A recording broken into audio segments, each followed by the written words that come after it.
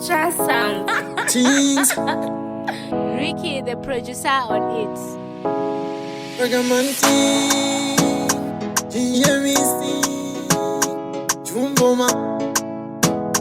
Twindeire Papa Twin Chitima Chemangoma Pachauya Takuda kufunza vanoita Chitima Chemangoma Pachauya Takuda kufunza vanoita Atwindeire Papa Twin Takuda kufunza vanoita Atwindeire Papa Twin Takuda kufunza vanoita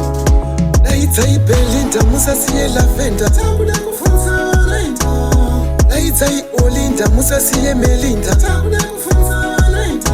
Vane moyo yakajukuluka darikai Avo vane godo imibaikai Imi vane gope imipepkai Tanzira kunakitsa shaurai Chitima chemangoma pachauya Takuda kufunza vanoita Chitima chemangoma pachauya Takuda kufunza vanoita Atwenda iri apa twenda Takuda kufunza vanoita Atwenda iri apa twenda Takuda kufunza vanoita Tarire rasta vakapisa shati Pauya vanogona musati mati Nasi pakabaka paita pati Pakuda dzinotunza dzine munyati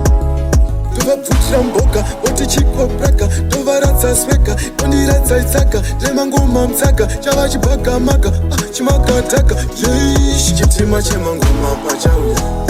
Takuda kufunza vanoita Chitima chemangoma pachauya Takuda kufunza vanoita Atwenda iri apa twenda Takuda kufunza vanoita Atwenda iri apa twenda Takuda kufunza vanoita Laitai Belinda musasiye lavenda Takuda kufunza vanoita Laitai Olinda musasiye Melinda Takuda kufunza vanoita Vane moyo yakajukuluka darikai Avo vane godo imibaikai Imi vane gope imipepkai Tanzira kunakitsa shaurai Chitima chemangoma pachauya Takuda kufunza vanoita Chitima chemangoma pachauya Takuda kufunza vanoita Atwenda iri apa twenda Takuda kufunza vanoita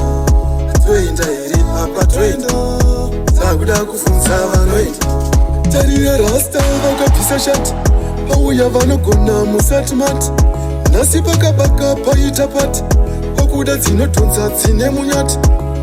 Tovabvutira mboka oti chikopraka Tovaradza sweka ondiradza itsaka Remangoma mtsaka chava chipagamaka chimakataka Yeesh